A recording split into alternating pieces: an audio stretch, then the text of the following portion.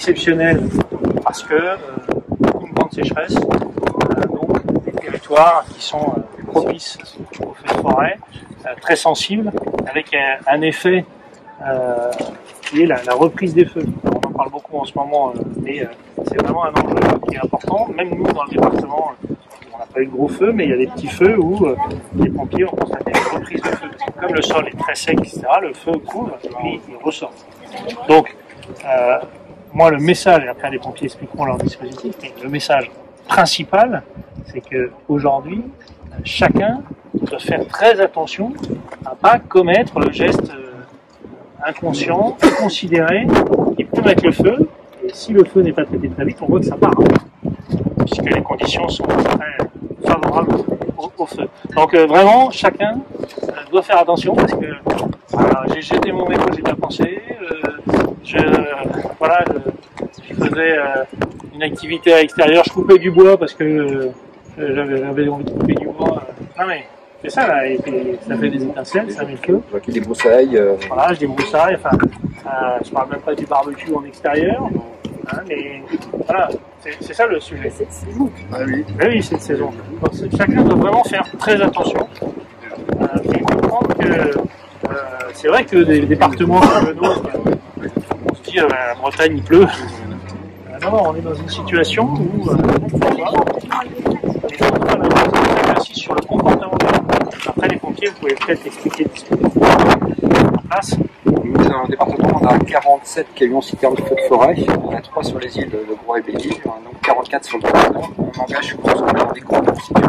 Quand on est sur des feux importants, à ce camion suffisant, on engage 4 camions dans un groupe avec un camion de commandement avec le 5 feux de forêt. Donc ça fait du coup 11 groupes qui sont engageables dans le département. Et on a des engins qui sont également appelés camions citernes de vélo, il y en a 22. Du feu rural. Et ces engins vont nous permettre de faire la défense de points sensibles. Parce que quand on a un départ de feu, certes il faut lutter contre l'incendie, mais souvent derrière ça on a une ferme, une maison d'habitation, on a une production de porcine ou un élevage je sais pas quoi, et un relais électrique, un relais téléphonique, une station solaire, enfin des panneaux photovoltaïques. Et ce qui va être important, c'est qu'on fasse une défense de points sensibles. Donc on va positionner des moyens qui vont faire cette défense et des moyens d'attaque. Donc on a une stratégie qui est combinée, qui est mixte. Hein. L'idée, c'est qu'on puisse très rapidement diminuer la surface du feu, la taille du front de feu. On va faire des attaques dites de flanc. Différentes techniques qui nous permettent d'intervenir. Quand vous dites des engins ruraux, c'est des engins pompiers? Oui, je dis engins ruraux. En fait, ce que je veux dire, c'est qu'on a des engins. On peut mobiliser. Oui, on peut le faire. Les agriculteurs et tout. C'est vraiment des camions de pompiers. Des pompiers qui sont mixtes en fait. Les pompiers mixtes, ils sont capables de faire. Ils ne sont pas dédiés qu'au feu de forêt. Ah oui. Donc on en a qui sont vraiment dédiés quasiment qu'à ça. C'est important. On appuie des agriculteurs ou des associations agricoles ici. On connaît assez bien, c'est sur le secteur de Brocéliande. L'idée, c'est que nous, on a besoin de ce qu'on appelle la permanence de l'eau. C'est-à-dire qu'il faut savoir consommer l'eau, il faut aller la chercher, donc ça prend du temps, on fait des noriades, des apports. Les agriculteurs, notamment sur le secteur de Brocéliande, sont formés pour nous. Leur tonaliser, en fait, ils vont pomper de l'eau et ils nous les déposent dans des bâches, des grandes piscines. En fait. Ils participent à cette chaîne hydraulique et nous font gagner du temps. Ils peuvent également participer à l'extraction des lisières, des lisières qui ne sont pas du tout attaques. Et là, on compte aussi beaucoup sur les agriculteurs dans la partie boisson. Enfin, quand on fait des feux de moisson, des feux de récolte, que ce soit la moisson sur pied ou du chaume, le feu va très vite. Parfois, c'est intéressant d'avoir des agriculteurs avec leurs outils de déchômage pour faire des coups de feu.